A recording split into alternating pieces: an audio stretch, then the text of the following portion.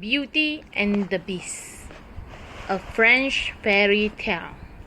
Once there was a rich merchant who had 3 daughters. The 2 oldest daughters were selfish and greedy. The youngest, named Beauty, was kind and good. One day, misfortune struck. The merchant lost everything except a small house in the country. Beauty's sister did nothing but grumble. Beauty, on the other hand, kept a cheerful spirit. After a year, the merchant received news. One of his ships had returned safely to harbor. "Thank goodness!" cried Beauty's sister. "Our wretched life will soon end." As the merchant saddled his horse, he asked what he should bring back. "Gowns and ribbons," reminded his eldest daughters. "Your safe returns," said Beauty. The merchant smiled. "Of course," he said. "Is there anything else?" "A single red rose," replied Beauty. The merchant went to the city, but alas, his ship's goods were sold to pay outstanding debts. Sadly, he started home. Soon, a terrible snowstorm made it terribly hard to see. He lost his way in the woods. Cold and tired, he wandered until he stumbled onto a hidden castle. He knocked on the door, but no one answered. Fearing death if he did not warm up, the merchant opened the door. Inside, a giant fire roared. Near the fire was a fine plate of food. Thankful, the merchant ate and fell asleep. The next morning, he discovered a rose garden. Thinking of Beauty, he selected a beautiful red rose. Suddenly, a hideous beast appeared. "Ungrateful wretch!" roared the beast. "I gave you food and shelter. This is how you repay me, by stealing what I value most." "I'm terribly sorry," cried the merchant. "You see, my youngest daughter asked for a rose, and they are so lovely. Please forgive." "Silence!" demanded Beast.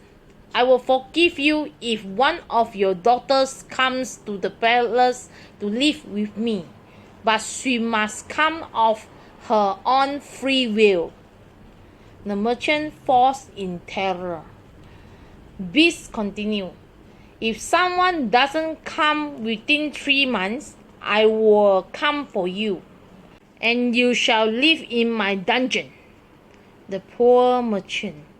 How could he send one of his daughters to live with a monster? When the merchant returned home, he told his daughters what had happened. His oldest daughters were shocked. "You expect us to live with a beast?" they asked. "Never!" But Beauty looked kindly upon her father. "I will go," she said. So Beauty went to the palace, certain the beast planned to eat her.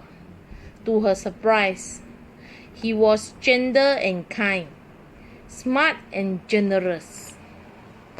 Beauty enjoyed Beast's company, but every day he asked, "Will you marry me?"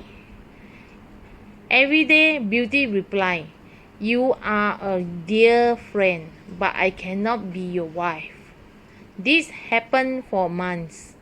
One day, Beast asked Beauty why she looked sad. "I miss my father," she said. "I like to see him." Beast let her go. "But if you don't return," he said, "I will surely die of a broken heart."